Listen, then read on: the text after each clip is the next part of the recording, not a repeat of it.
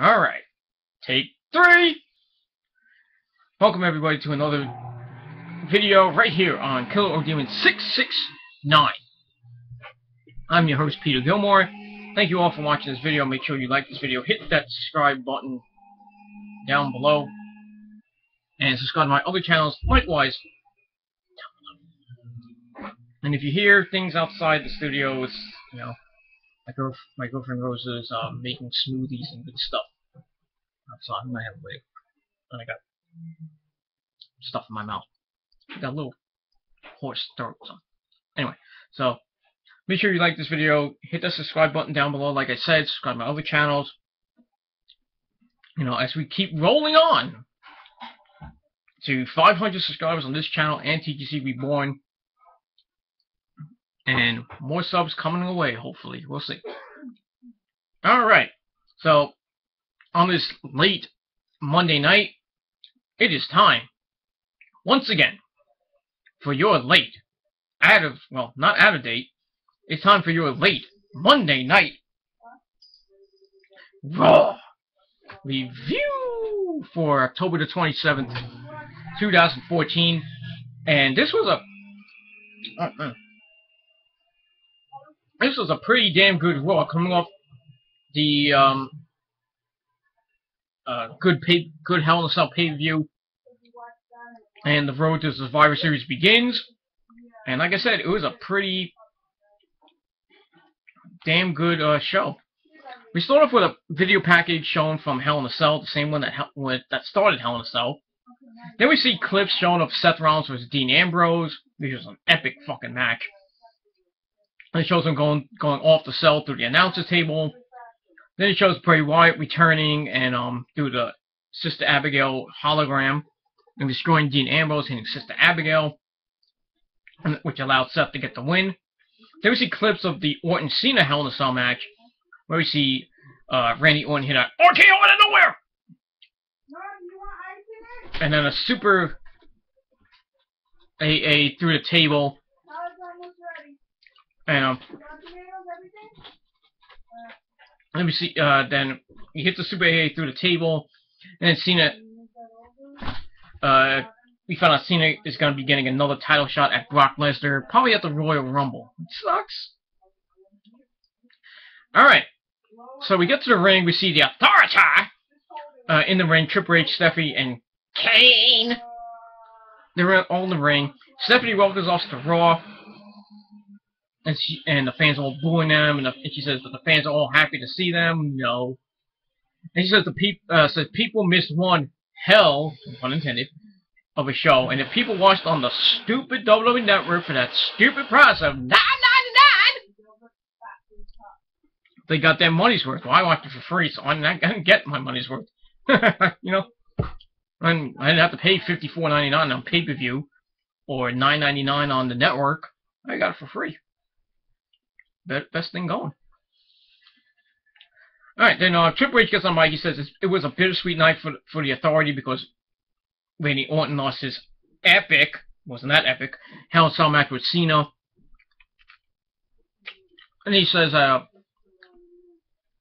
he praises Seth Rollins, who won his match against Dean Ambrose.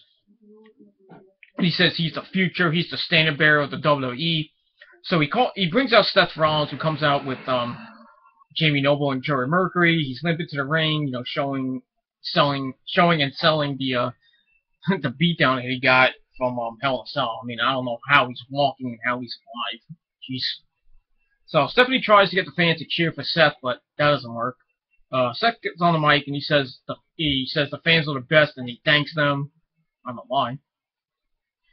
He says he is done with Dean Ambrose once and for all. Dean isn't going to be a thorn in his side anymore, and he proved last night that intellect conquers all. He says that Dean should be institutionalized. Yeah, he's kind of crazy. He says that he has his sights now set on John Cena. Interesting.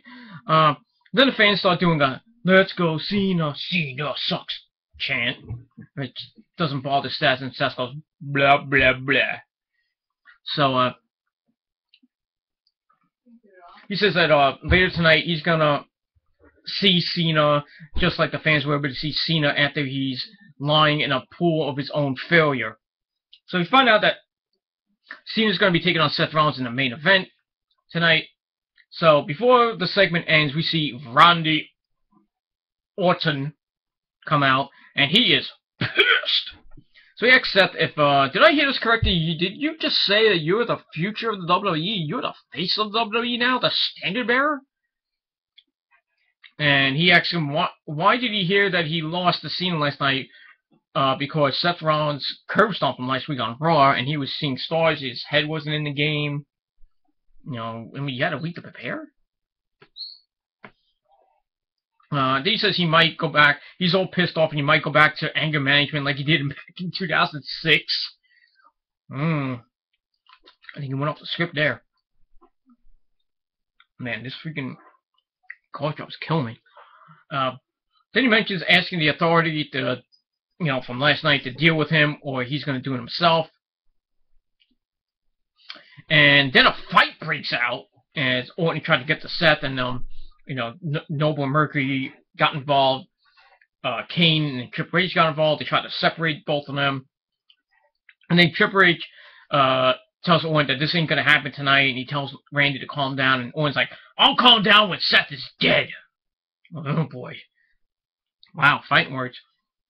And then Triple H tries to calm down Orton some more, and eventually he says that he's going to give Orton a night off, and he can go sit in his bus and twiddle his thumbs or something like that. But this isn't the time and the place to do it right now. And when the time is right, we're all going to discuss this. And what are you doing? We're all going to discuss this and deal with it. So,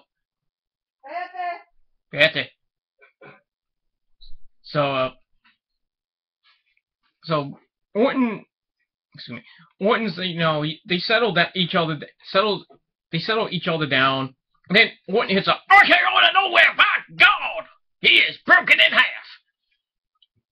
on Seth Rollins, and Triple H is like, he's pissed. He just looks like this.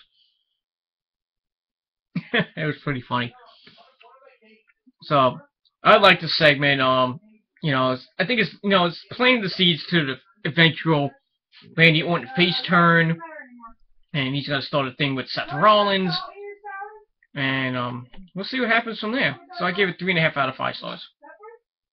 All right, then we find out that Hulk Hogan's brother is gonna be on Raw tonight. Yeah, to probably promote the network and the stupid Susan G. Komen Foundation for breast cancer. Nobody cares. So we get to our first matchup of the night. Whoops, sorry about that. For the tag team titles, Gold Stardust defending the titles against Big Show and Mark Henry. This match wasn't anything special. Goldust, excuse me, Big Show and Mark Henry were working together for a little bit to open the match, and then Big Show hit Mark Henry in the back very hard for a tag, and Henry didn't like it, and they started going arguing like right before the break. They come back, and Big Show was getting beat up. He comes back and locks in the calf killer on Goldust, but Cody broke it up. Henry gets a hot tag. He starts taking out Cody Rhodes, and he goes for a power slam, but he gets distracted by Goldust. Cody takes out the legs, and they start working on the leg. They continue to beat him down, target his leg. Big Show finally gets the hot tag, and he starts taking out the champions. He hits a spear on Cody. Then he hits the WMD, the knockout punch. And I thought the tag team titles were gonna change, but Goldust stopped it. Big Show sends him to the outside, and then once again, Mark Henry sends Goldust to the outside, and then Henry and Big Show start arguing again over the tag. And then Henry's like, he's had enough, and he turns heel for the 6 millionth time, and nobody cares about it. And then he hits the World Strong Slam on the Big Show. Then he puts Cody's limp body over him for the win to retain the title. So I didn't like the finish. I didn't care about the match that much, so I gave it 2.5 out of 5 stars. I'm not liking, you know, this Big Show Henry feud because we've seen it before. I mean, it's so boring. Both of them are boring. So after the match, Henry hits 2 more World's Strongest Slams. Then he hits a big splash onto the Big Show, and that's it. So, like I said, it's not going to matter because I'm not going to care about it. Excuse me. Help me out. Alright. We go to commercial. We come back with Renee Young, who is, we see Mark Henry walk in the back. Renee Young comes up to him and asks him, "Why did you do what you did to the Big Show?" And Henry says he did the show because Big Show was going to do it first to him. I didn't think so. I didn't want Big Show to turn either. He was boring as a heel too. And he says that the Big Show has always been jealous of him, and you know, that was it. So I guess plain to the point. I'm still not liking the feud. I really don't care about it. But I give this segment standard 3 out of 5 stars. Anyway, we go to the announcer table. We see Mitchell Cole, Jerry the King Lawler, and JBL. They're talking about Roman Reigns' injury. You know, he's still out with his dealing with coming off the surgery on his really bad hernia injury. And Michael Cole says that we're going to hear from the Juggernaut next. Isn't Reigns doing the Superman punch? How could it be the Juggernaut?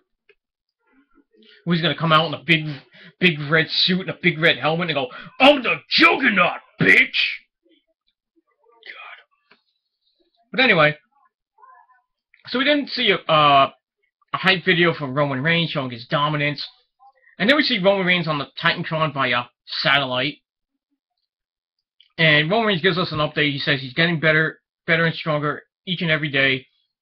But it's not cool to be sitting on the sidelines, and he wishes he was there in San Antonio tonight. So JBL asked him about his thoughts about the Hell in a Cell match between Dean Ambrose and Seth Rollins. Roman says that it went down just like he thought it would. And he says that Dean Ambrose is still his boy, but Seth Rollins likes to hide behind people, even like Bray Wyatt does.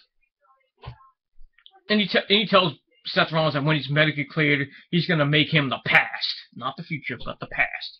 And to believe that. So it was an okay promo. It didn't really go anywhere, so I give it 2 out of 5 stars. Alright, match number 2 with AJ Lee taking on Alicia Fox in a non-title match, with Paige on commentary. This match was okay. It's a typical Divas match. Alicia was beating up AJ to start the match. Hits a nice Northern Lights suplex with a break for 2. AJ tried to AJ tried to fight back, but Alicia stopped her, and it gets another 2 count. And eventually AJ comes back. She hits a sick DDT after Alicia tried for a scoop slam attempt. And AJ tried to build momentum, hits a but Alicia hits a tilt-a-whirl backbreaker for 2. Paige gets all pissed off and she's like, "Not better than mine."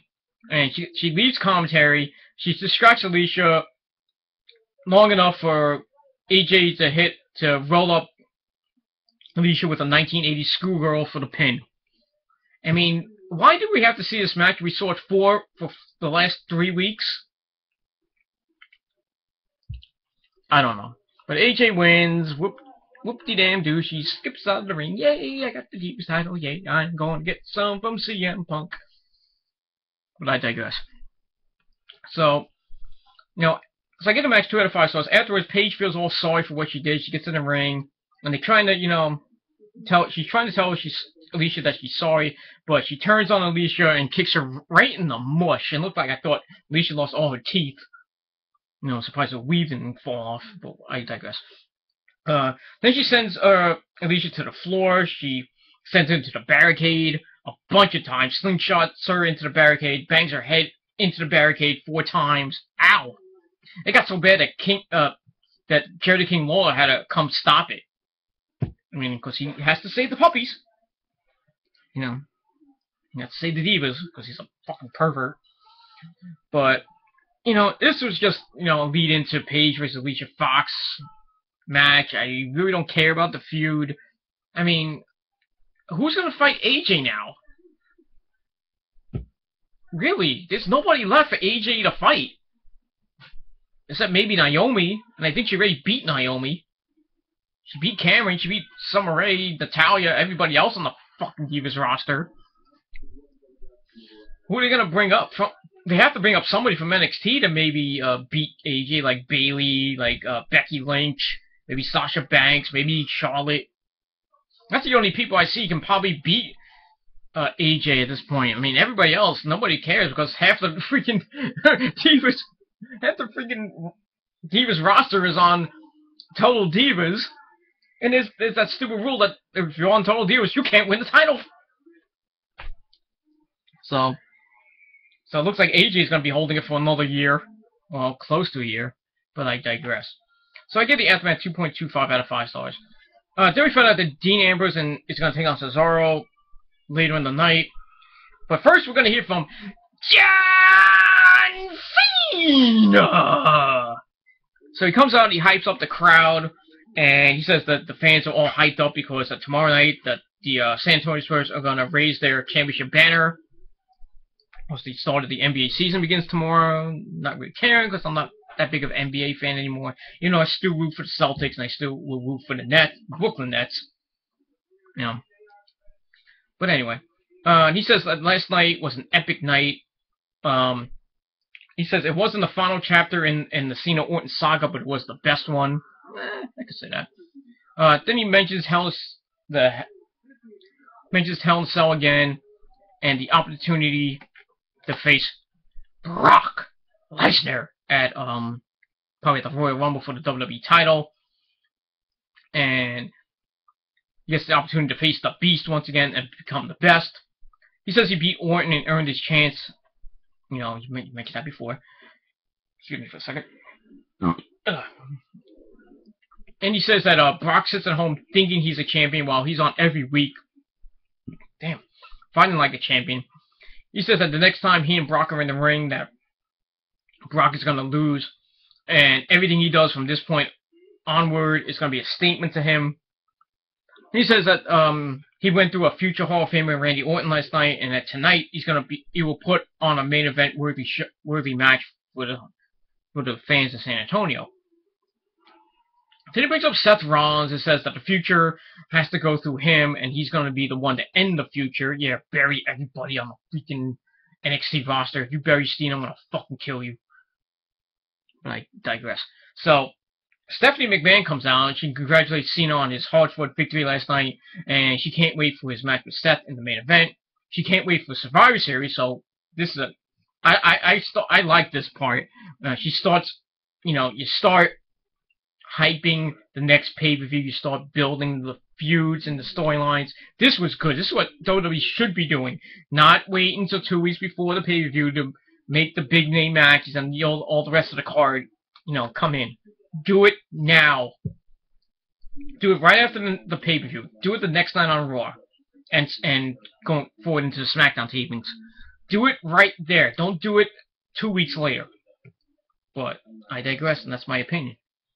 So she came with a Survivor Series where we'll see a traditional tag team match on the WWE Network for that stupid low price of some number. Then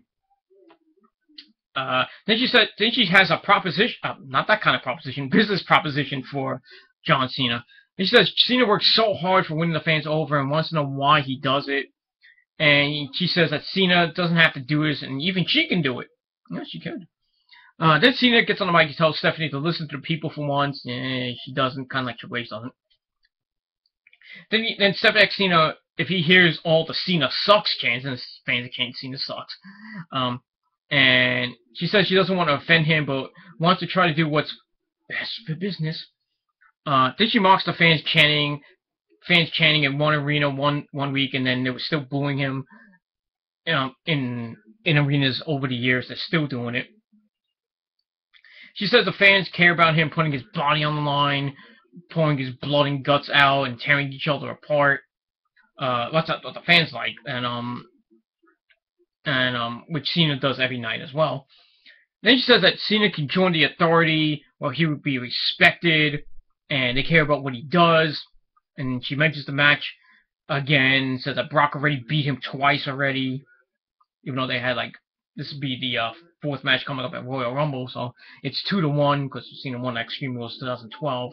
That's 2013, excuse me. No, 2000. Was it 2000? I think it was 2013 or 2014. I don't remember. I don't care. But I digress.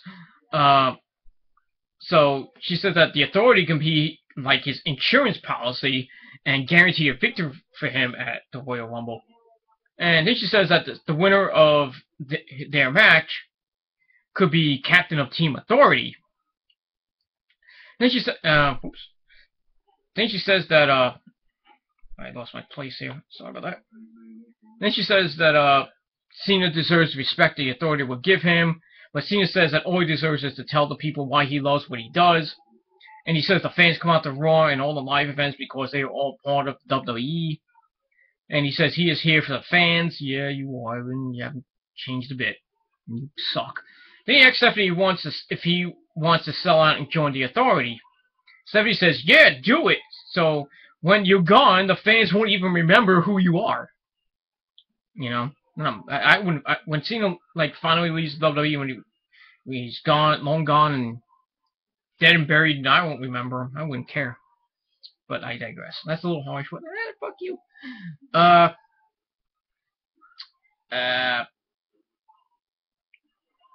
And Cena gets on the mic. He says that he will never be a sellout, and he says hell no to Stephanie's proposition. So then Triple H comes out. He says that yep, Cena. Yeah, Cena's a tough egg to crack. And he says that Cena's always a hero. He's always going to be a hero. He says that he's been in the WWE for 12 years, while Triple H has been in the WWE for 20 years. And every year it gets harder and harder and harder. I don't want to know about that. He says Cena can't fight the future, and it doesn't have to be hard for him. He says this is all about longevity, and that he could join the Authority or be the beat-up star who comes back for one last hurrah. He says Cena has a ton of heart, but no brains. And Triple H wants to prove it to Cena that he can't stop the future. Yeah. Then he mentions at SummerSlam that the Authority is gonna make an example out of him. And he challenges Cena to get anybody in the back to fight against him. Then he continues to hype the Survivor Series main event a little bit. He says the future will run through him either tonight or at Survivor Series, and that the Authority controls the future. They are the future, and if Cena doesn't smarten up, Cena needs to smarten up because the Authority always wins. So, I thought it was a great segment, great hype going into the main event for Survivor Series. So we'll find out later on SmackDown tapings on main event who's going to be on both teams and see where that goes in the next 3 or so weeks before the pay-per-view. So I liked it. I gave it 4 out of 5 stars. Alright, we get to our third match of the night. Miz and Damien Mizdow, or Sandow, whatever you want to prefer, taking on the Usos. And this match was okay. I didn't like the finish to it. The Usos start off hot. They hit the Flying Usos onto both men on the outside. After the break, Miz comes back, he sends Jay to the outside, then he hits a seated DDT and brought him into the ring. Sandow then comes in, the fans are going nuts, of course, and he beats Jay down. Jay then comes back on Sandow. Jimmy gets the hot tag, he starts beating the crap out of the Miz, hits a Samoan drop, looks for a Rikishi butt splash, but Miz lifts him up on the top rope. Jimmy got on the top rope, hit a crossbody splash with near fall. He goes for the super kick, Miz try to counter for the skull crushing finale. Jimmy then rolls up the Miz, but Sandow kicks him off. And while this all chaos starts happening, referees trying to back up the Miz and Sandow. While all this is happening, the Usos do a little bit of trickery, trying to take a page from the Bella's book. They use twin magic, and Jay, who was not the legal man, rolls up the Miz for the win. I didn't like the finish. I mean, I guess the Usos are done with Goldust and Stardust, and they're gonna feud with Miz and Sandow, and nobody's gonna care, because nobody's gonna get the tag belts off of Gold and Stardust until the Ascension maybe comes up, whatever that'll be, probably in December maybe, or maybe January. I don't know. I just don't know what they're doing with the tag team division. There's no tag team division at all. So I gave it the max 2.5 out of 5 stars. All right. Then we see. Let's see how much time I got. Woo. Then we see Dolph Ziggler and John Cena talking in the back. Looks like Cena's trying to recruit Dolph to be on his team. So they shake hands. So I guess Dolph is on Team Cena, though it's not official yet. So I get a little segment 3 out of 5 stars. Then we find out that Hulk Hogan's brother is going to be coming up next to talk to the fans. But before that, we see Kane coming up to Dolph Ziggler, who's on his little, on his cell phone, probably tweeting on Twitter at Dolph Ziggler, or whatever it is now. I don't know what it is. And he said that there's a report going around that Dolph was talking to John Cena. So Ziggler says, "Yeah, I was talking to him." And Kane says that, you know, you can only that he can only take that as an act of aggression against the authority. So he puts himself in a match with Ziggler for later on. So I give it a little 7.3 out of 5 stars. I really, you know, this is what it was. All right, so then we get a Hulk Hogan brother promo. He comes out and he's happy that Cena beat Orton at Hell in a Cell, his champion. Well, he says he can't wait to see his champion take on Brock Lesnar and take back the WWE title, basically sucking up to Cena. And he says he likes the wave of pink in the crowd, and gets more hype for the breast cancer fund. And he's happy that the WWE made him a spokesman for it. And he says the fight for breast cancer still rolls on even if October ends, which happens on Friday. Well, Halloween. Then he praises the survivors, and he says, like, what you gonna do when Coleman Mania runs wild on you, brother? So, it was just boring. I mean, why is Hogan even there? If he's just gonna come out every so often on Raw or SmackDown and promote the network, or promote some stupid breast cancer awareness fund, why have him? Why? He doesn't bring ratings, just like John Cena doesn't. I mean, what's there? What is he doing there? I mean, for the nostalgia regions, okay, but I mean, anyway. Then he brings in the breast cancer survivors who are at ringside in the crowd. They try to do the, you know, bow and arrow and stuff. They're doing it really horrible. I was like, please make this segment end. So, all right. So we go to commercial. Come back with Bo Dallas, who has an open challenge. So who would accept his open challenge? Feed me more. Yes, Ryback comes back after his injury. I forgot what he injured. I think his head. Who cares? So now all the Ryback freaking people are gonna go on WJ's video. Ryback's back. He's gonna win the world title. Shut the fuck up. Who cares about Ryback? Nobody cares. You got roided up Steve Wilkos looking piece of shit. So basically this was like a 2-minute suckfest for Ryback. Squashed Bo Dallas, beats the crap out of him, hits the meat hook clothesline, then gives him the shell shock for the win, and that was it. I guess Bo didn't believe. And that was it. 2 out of 5 stars. It was horrible. It didn't even need to happen. Alright, then we get a recap of Orton and Seth fighting early in the night, and then Orton giving Seth the RKO. And then we see from earlier in the night, I guess it was on the WWE app, where Orton was talking, I think, to Todd Phillips, and he said that he did what was probably on the app. He said that what he did, I mean, RKOing Seth Rollins, he said he was going to do, and he said he was going to do what we did. He was going to deal with Seth personally, and that's what he did. RKO him to hell. So that was it. So I gave it 3 out of 5 stars. Alright, then we're supposed to have match number 5, Dean Ambrose and Cesaro, but Dean gets on the announcer table, and he gets a big pop, and he cuts a promo saying that he beat Rollins to death, but when he got to hell, he found Bray Wyatt. And he doesn't care how Wyatt did what he did, and says, you don't screw with Dean Ambrose. So the fans start chanting Ambrose's name, he hits the ring, starts beating the crap out of Cesaro with the microphone, and he's unloading on him in the ring, outside the ring, on the ramp. And the referee tries to stop him. You know, Cesaro rolls to the floor. Ambrose all over him. You know, and the referee's trying to do everything he can, but you know, Ambrose is just a freaking wild man. And he's asking for Bray Wyatt, so he goes back in the ring with the mic that he used, and he calls Bray Wyatt out.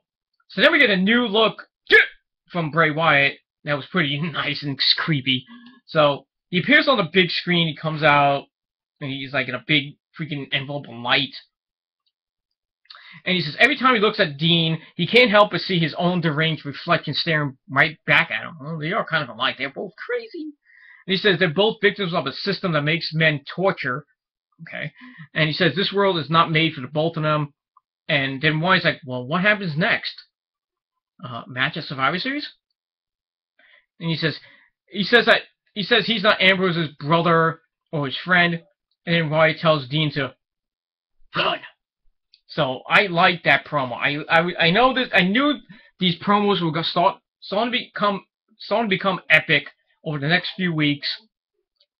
So get ready for an epic a lesson in how to do a promo, ladies and gentlemen. I gave it 4 out of 5 stars. It was great, minus the whole thing with Cesaro. I don't care about that. All right, then we get to I guess match number 5. Nikki Bella with Brie, her new assistant at ringside, taking on Naomi. This match was not anything happened. Nikki starts off basically it was a squash match for most of them for Nikki Bella. I think it was about 3 minutes. But Naomi, she hits an Alabama Slam. Naomi made a comeback. She hits a sick looking. I don't know what it was. She had it like this and just boom, dropped her. I don't know if it was a full Nelson bomb or a neck, kind of like an inverted neck breaker bomb. I don't know what it was. It was impressive. Then she follows up with a double knee drop. She gets a near fall. And then Brie's just standing there. And she just she doesn't know what to do. And then she grabs Naomi's leg, and that causes a distraction for Nikki, who blasts Naomi off the apron. She brings her back in the ring, hits the rag attack, or as I call it, shock treatment, because that's what it is, for the win. That's it. So I gave that match 2 out of 5 stars. It wasn't anything special. I just don't like this whole Nikki and Brie Bella assistant bullshit. I just don't care about it. Alright, match number 7, Dolph Ziggler taking on Kane. This match wasn't that bad. Kane started off strong, beating up Dolph. Dolph comes back with a jawbreaker, sends Kane to the outside. Then he hits a sick dropkick onto him, sending him back to the outside. Then Kane comes back after the commercial break. He starts beating the crap out of Dolph. Hits a wicked uppercut as Dolph tried to jump towards him. Went boom. I thought he was dead. Because Dolph looked like he was on Dream Street. But you only get 2 out of that. Then Kane continues his punishment over Dolph. He misses a charge in the corner, and Dolph starts taking him down. He hits the 10 punches in the corner, then a neck breaker, starts building some momentum, hits a jumping elbow drop for a near fall. Kane then comes back with a side slam for a near fall. He goes up top, misses the clotheslines, he rolls through. Dolph hits the famous for 2.5. He looks for the super kick, but Kane grabbed him up for a chokeslam. Dolph countered into a super kick. Goes for the zigzag, but Kane pushed him off, hits a sick boot to the face for a near fall. He looks again for the chokeslam, but Dolph countered out of that again into a sunset flip pin, which I haven't seen in a long time, for the pin. So Dolph picks up a shocking victory over Kane. The match itself, I get 3 out of 5 stars. Afterwards, Seth Rollins comes out of nowhere, attacks Ziggler from behind at ringside, and throws him in the ring. Kane and Seth Rollins are beating up on Ziggler. Kane looks for the chokeslam on Dolph, but John Cena comes out. He takes out Kane, throws him to the outside, and Seth Rollins just runs away at this point. Looks like Dolph is officially on Team Cena, though it hasn't been on WWE Network or WWE.com. Or any dirt sheets hasn't been officially named yet, unless I missed something on the post show. But looks like Dolph is going to be on Team Cena. I think the Team Authority is probably going to be Seth, Kane, maybe Triple H, maybe Cesaro, and maybe another guy, taking on Cena. Maybe Orton will be on Team Authority, but it'll probably turn. So, it'll probably be Cena, Dolph, Dean Ambrose, maybe Roman Reigns. I don't know. We'll see. But we'll see what happens with that. So I gave the aftermath of that 3.25 out of 5 stars.